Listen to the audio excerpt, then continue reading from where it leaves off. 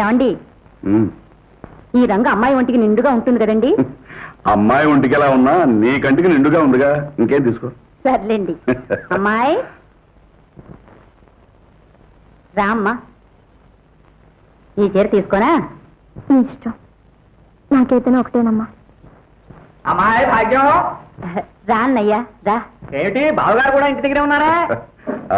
ఇదేనా రావటం? అవును, సర్కార్ ఎప్పట్లా లేటు. ఏంటి అప్పుడే చీరలు గట్రా కొనేసుకుంటున్నారు?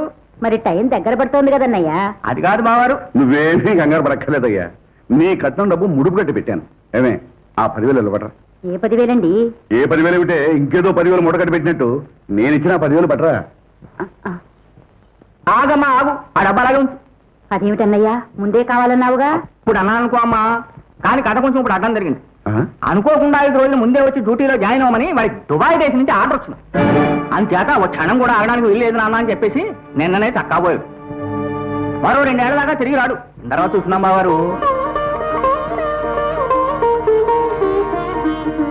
మా బావతో నా పెళ్లి 2 ఏళ్ళ దాకా వాయిదా పడింది. ఈలోగా మా నాన్నగారితో చెప్పి మన పెళ్లి కొప్పించగలని ధైర్యం నాకుంది రవి. మీ వాళ్ళు ఒప్పుకుంటే మన అదృష్టవంతులే కమలా.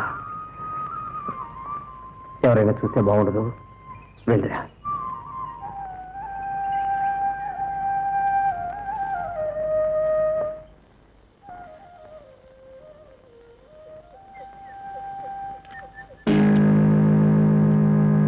ఏం కమలా, బాగున్నావా?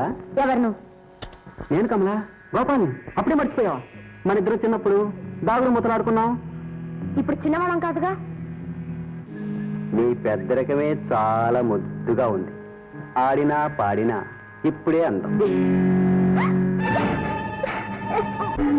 రవి!